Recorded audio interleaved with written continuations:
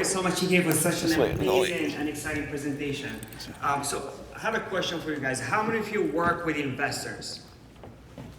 Okay, it's about 40%. Now, how many of you would like to work more with investors? So almost everyone. Now, for the next 25 minutes, we're going to teach you everything they need to know and how to master working with investors. Please help me welcome Alfredo Puyol, Chairman-elect for the Miami Association of Realtors, Khalid Bryan and Antonio Correa, both leaders with Miami YPN and YPN Global.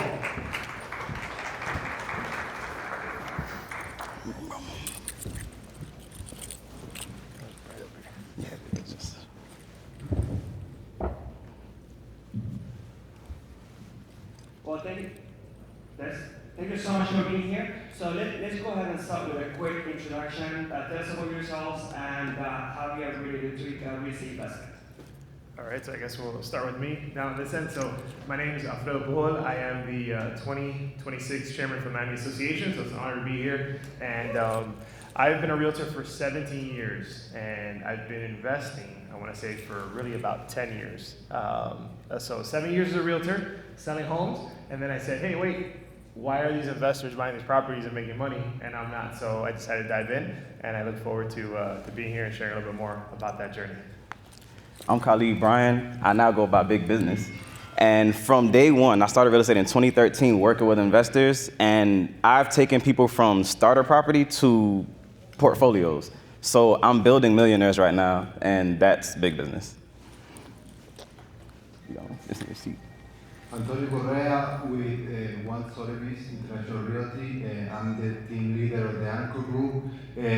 Me and my team, we specialize in investment properties for our clients since 10 years ago.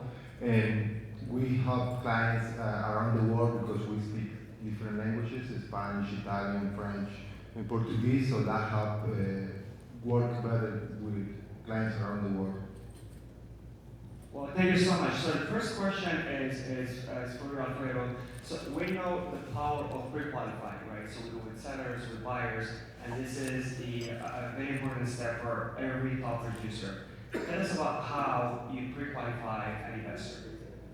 All right, so the first thing I always hear when I get a phone call, right? So I manage now, but I hear this all the time is, I want to be an investor, I want to buy a property. The first thing I ask them is, what are you looking for?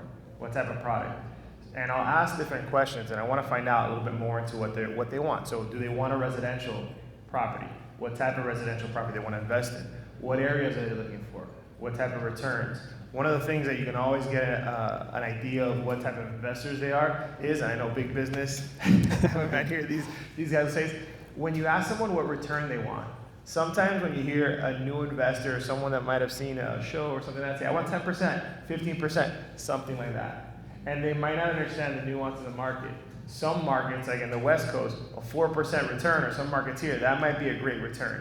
So that's always a question that I kind of can gauge is what type of investor they are. And sometimes they might be starting, but I always look to ask those questions. You really want to dive deep into what product they want. Because if I can't service it, if there's something that I don't know how to handle, I then want to go find the professional or the realtor that I know, look, let's partner up. Like he just said, he's doing something with portfolios. That might be something that I don't work in my wheelhouse, and I'm going to reach out to them and say, hey, can we partner up on this, because this is an investor on that. So I think asking a few key questions in your initial phone call or initial meeting is going to get you key to hear how legitimate they are. Okay, I understand. Now, so the next question is for all of you. So I understand the complexity and diversity of investment markets and commercial real estate overall. So tell us about what niches you specialize in and why. I'll start. So I personally start with multifamily. Number one, housing is a scarce commodity. So anything scarce, it's gonna be resilient and stay around for a long time. It's tried and true. There's systems that exist. And my favorite part has to just be the versatility of it. You can have a mixed-use building. It's just, sky's the limit with multifamily. For me, it's what the client needs at the moment. Example, for international clients, they're looking for short-term rentals. So we specialize in short-term rentals, long-term rentals, and vacation home or seasonal homes. So cue me back on what specific product or what to say. So I enjoy residential.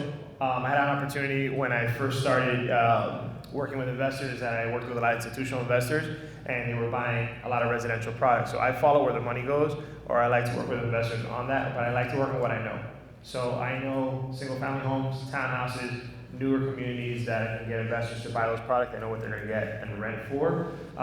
So multifamily is great. It's probably one of the best ways to get great cash flow, but it's not for everyone. So it depends really on what they're looking for. But I dive more into the residential side because I had an opportunity to see that when the institutional buyers came and purchased a lot of homes in South Florida, I ran a couple of those projects for them. And I saw what they were looking for in the returns and different things like that. And that product over time gets two returns. You get the rental one, but you also get appreciation. So I still think residential is the way to go as we're out of land. But these are other great products, for investors.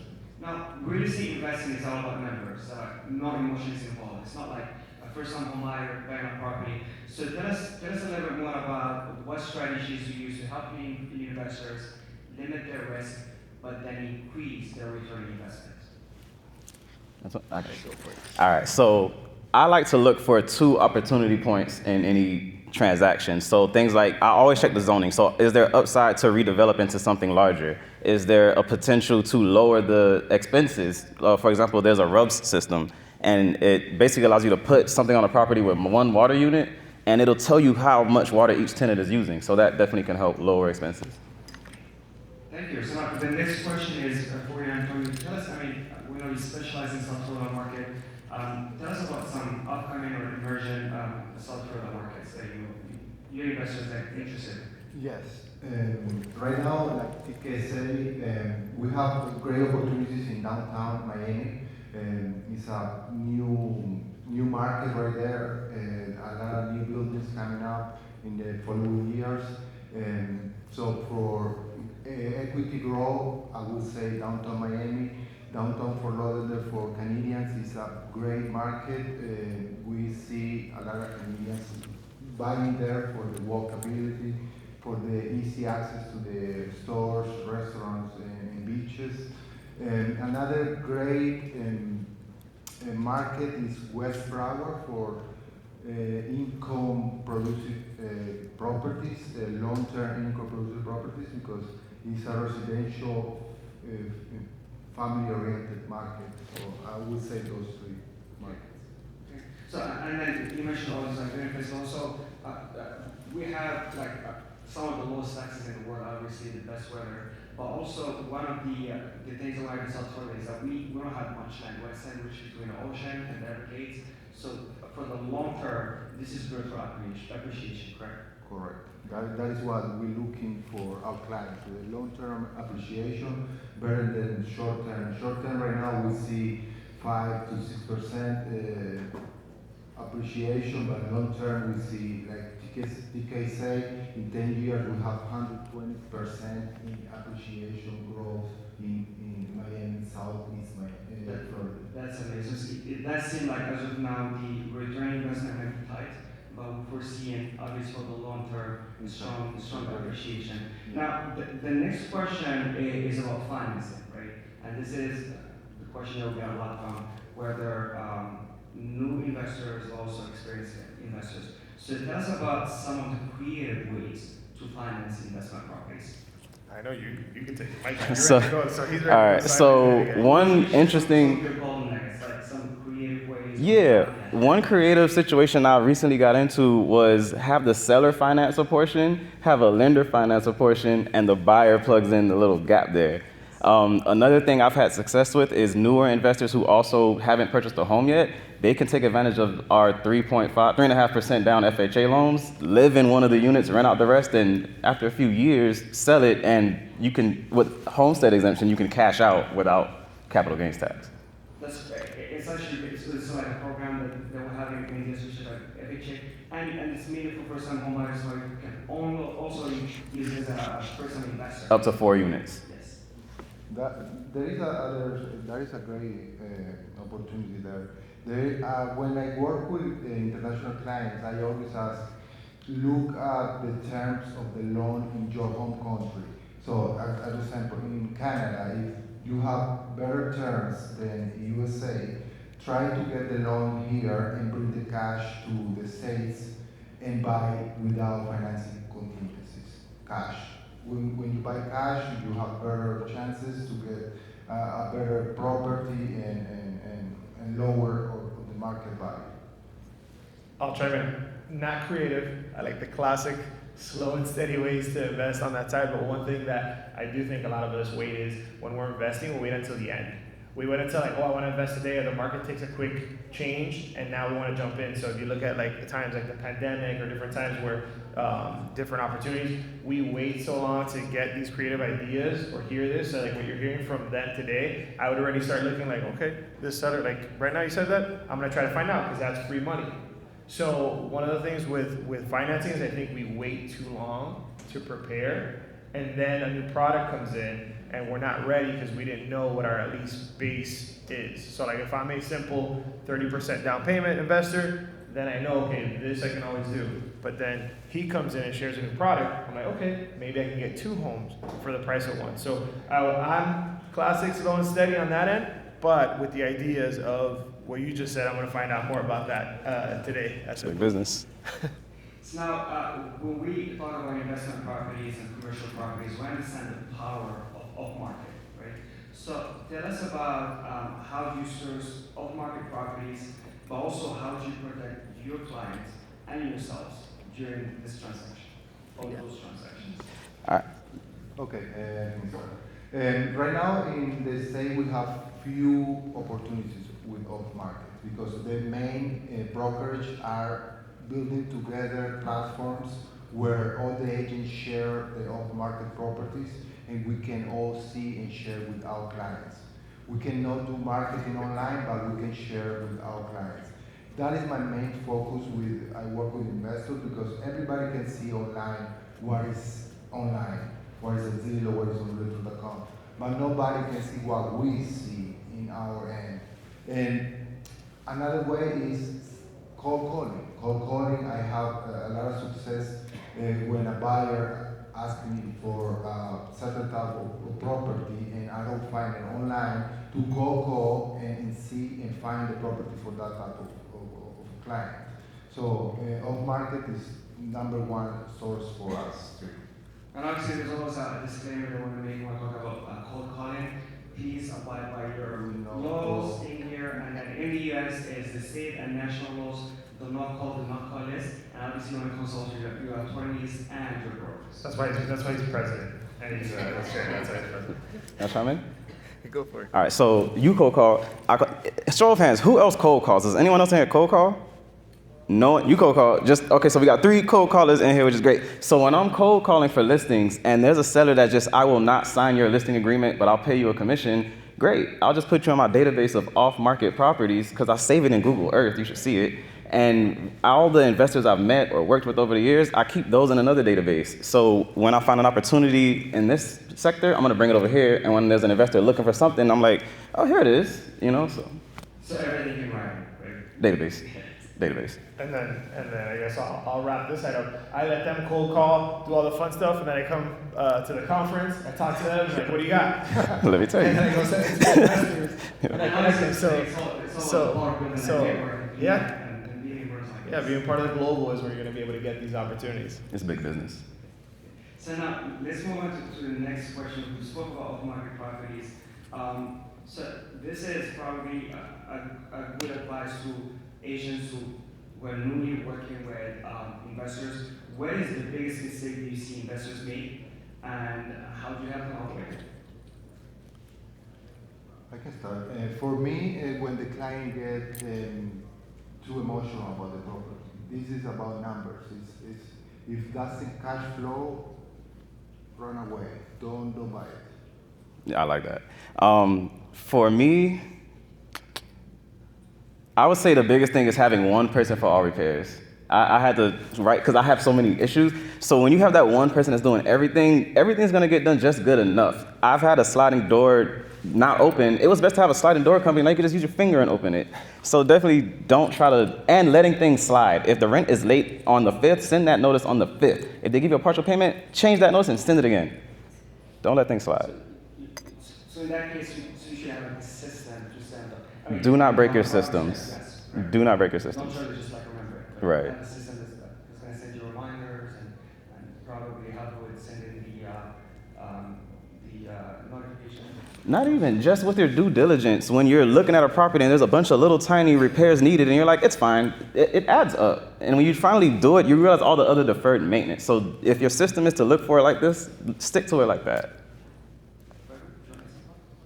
When it comes to investment, one of the things I think people do is they run out of money or they forget what might happen when you purchase a property. So they forget about evictions, they forget about time to rent a property, they forget market changes and things like that. So for a new investor, what I would always do is prepare for the worst, enjoy the best of your property. So like if I have a rental, one of the things that I've done with our rentals is I don't take any money out and touch it for 6 months, sometimes a year.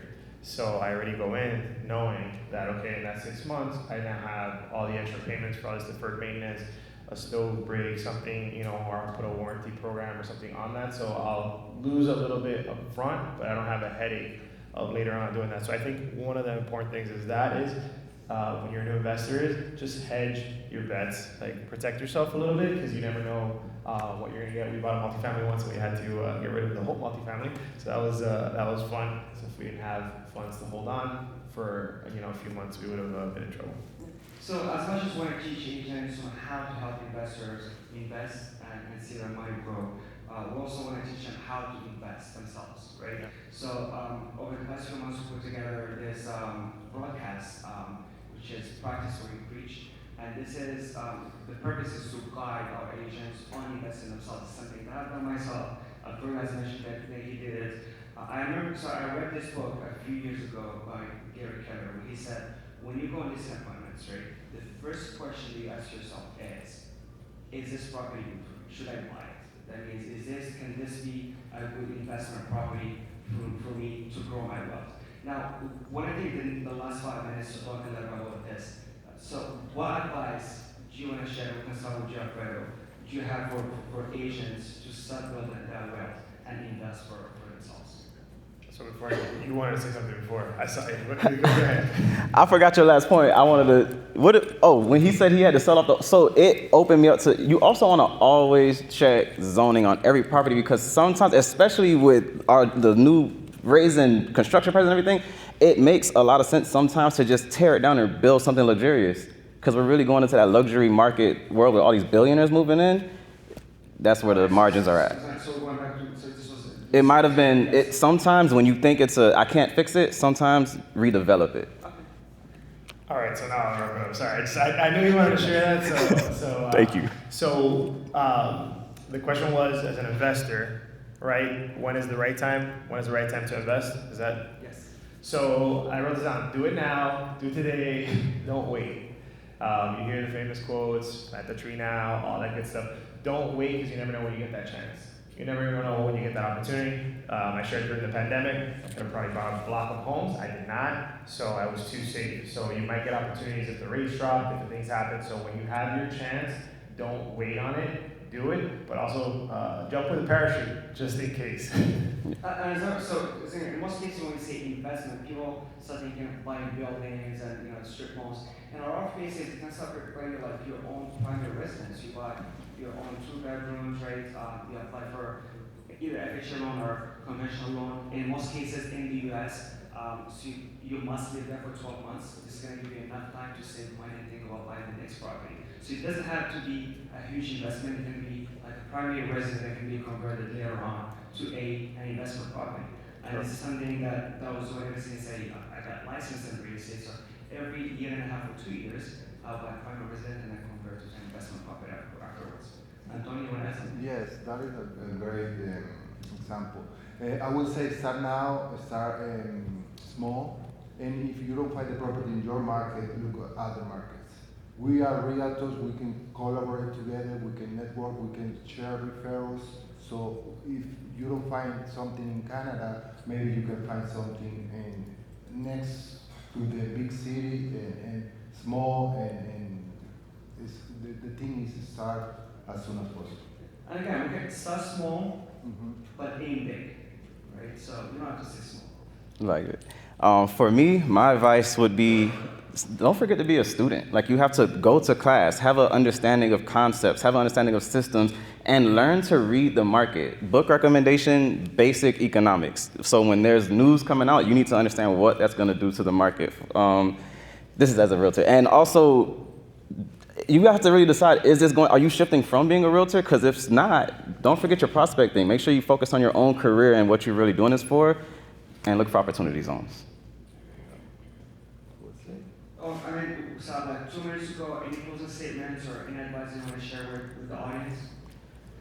No, I just want to say thank you all for being a part of this. So I can see the smiles on the face of everybody in the crowd. But investing, like we all said, I think you hear it all the time. Is just do it. Just put it forward, do it. And sometimes you might need a partner with your family. The first property I bought was I got my sister, my mom. That property is worth now probably about 10 times. So I remind my sister every day, I'm like, you're welcome on her retirement. She doesn't like it too much, but just invest. I got a couple more suggestions. I would say if everyone here is a realtor looking to work with or for investors or just be an investor, I would definitely step up into the advanced realtor consultant role. So it's not just about cap rates, it's not just about comps anymore. It's about pro formas, growth rates, year over year, cash on cash. Like, a lot goes into it. So just make sure you're doing everything possible to stay in the know, go to local events, local happenings, and know what cities have what programs. And also look into data centers, because those are a big thing coming to Florida, because FPL has incentives for data centers.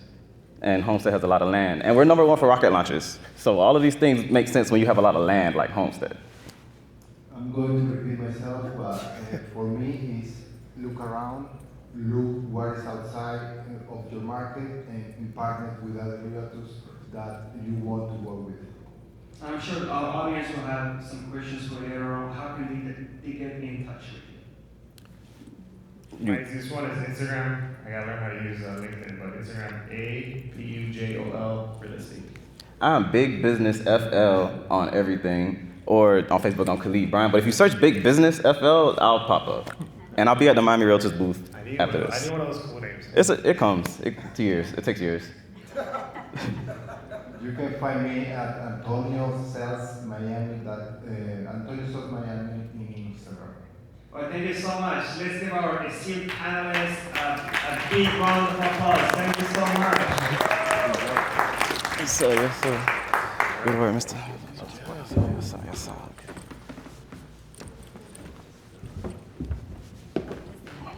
I'll catch you. All right, so coming up next, we all have smartphones, but are we maximizing them? This is a good question, right?